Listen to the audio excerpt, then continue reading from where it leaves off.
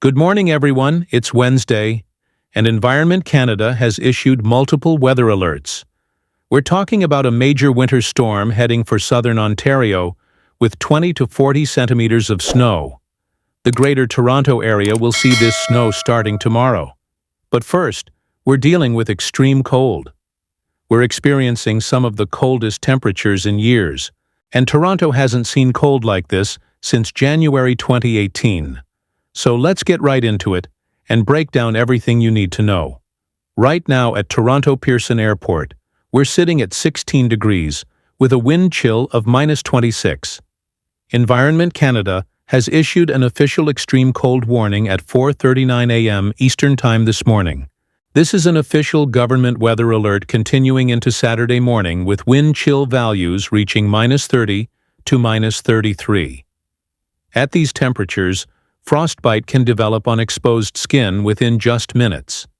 This is all thanks to a weakened polar vortex that's allowing Arctic air to push south across most of Canada. Now for today's forecast in Toronto, we're looking at a high of only -12 degrees, which is 10 degrees below normal. The wind chill this morning will make it feel like -30, improving to -15 this afternoon. We'll see mainly sunny skies with increasing cloudiness near noon as our next system approaches. But here's the kicker. Tonight is going to be even colder with temperatures dropping to -22 degrees. The wind chill overnight will plunge to -31 degrees, potentially the coldest night in years for southern Ontario. Some areas could see wind chills approaching -40 by Saturday morning. My goodness!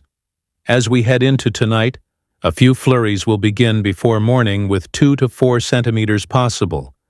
There's even a risk of snow squalls developing before morning as lake effect kicks in. All right, let's shift our focus to areas already getting hammered with snow squalls today.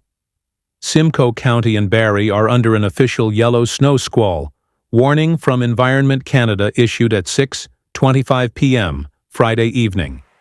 These areas are seeing near zero visibility at times with an additional 5 to 10 centimeters of snow today. And this comes on top of what's already been a brutal week for these communities. Many areas have already picked up 25 to 50 centimeters of snow this week from relentless lake effect bands. Highway 400 between Mere and Barrie and Highway 11 between Bracebridge and Orillia are especially vulnerable today. If you're traveling through there, expect rapidly accumulating snow and poor visibility. Over in Grey Bruce, Environment Canada's official yellow snow squall warnings remain in effect and continue through tonight. Areas around Port Elgin, Chadsworth, and Hanover could see over 50 centimeters of total accumulation by tomorrow morning. Wind gusts up to 60 kilometers per hour are creating blowing snow and extremely low visibility. All schools in the Grey Bruce region are closed today, and multiple highways have been shut down.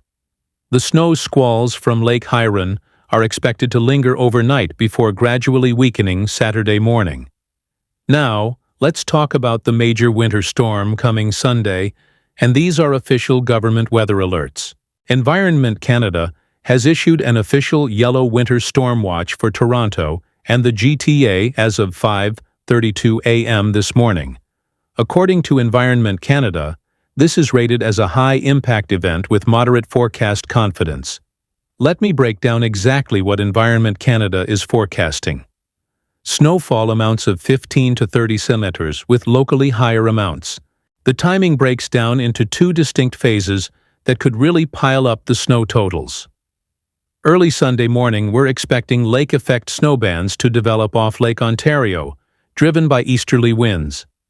This phase alone could drop 10 to 20 centimeters before the main system even arrives, setting the stage for big totals.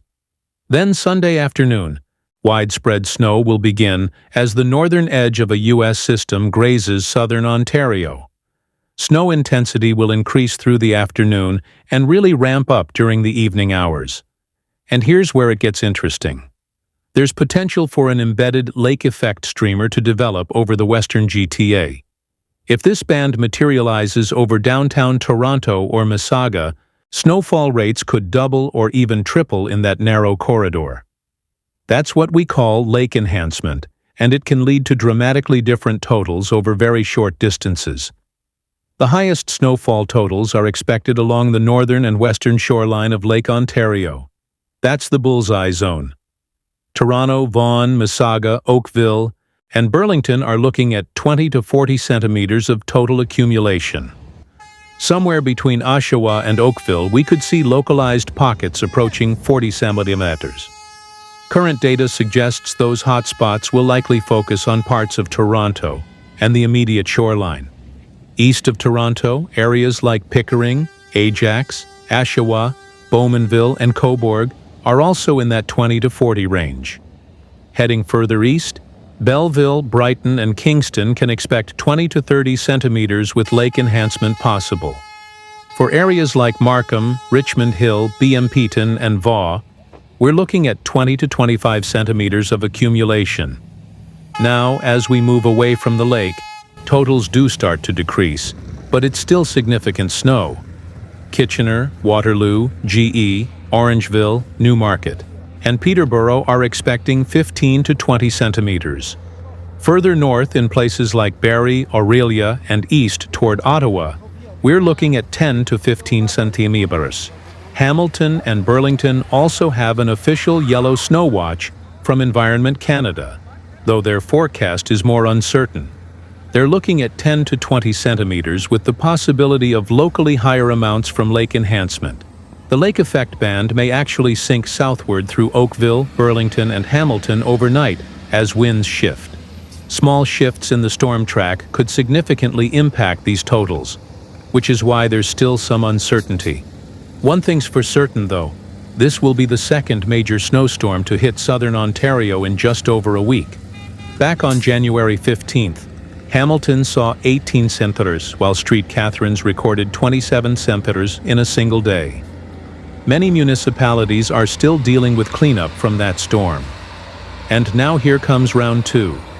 The snow will continue Sunday night with winds gusting to 50 kilometers per hour, creating blowing snow and near-zero visibility. There's a possibility the snow could persist into Monday morning, especially in areas along the lake. At Pearson Airport, we're expecting 20 centimeters or more to fall between noon Sunday and early Monday morning. That's going to cause major delays and cancellations for anyone with travel plans, so prepare accordingly. Now, let me explain why this forecast is particularly challenging from a meteorological standpoint. Because there's real uncertainty here. The biggest question mark is how far northwest the main precipitation bands will be able to push into southern Ontario. Weather models still aren't fully aligned on the exact placement of the heaviest snow bands. Central and southwestern Ontario are right on the edge of the storm's reach, sitting in that critical transition zone.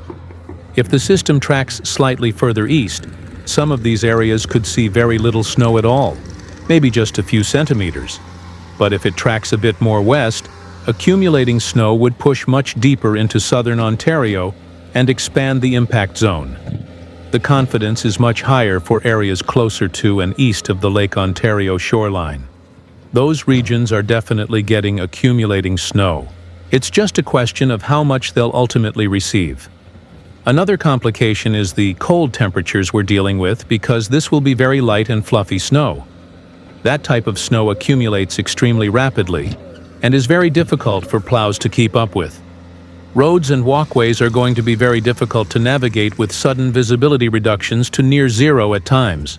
The 401 through Toronto and the Golden Horseshoe Corridor will be especially treacherous Sunday afternoon and evening. Road closures are definitely possible, and there may be significant impacts on rush hour traffic Monday morning. All right, let's look at the extended forecast, because the pattern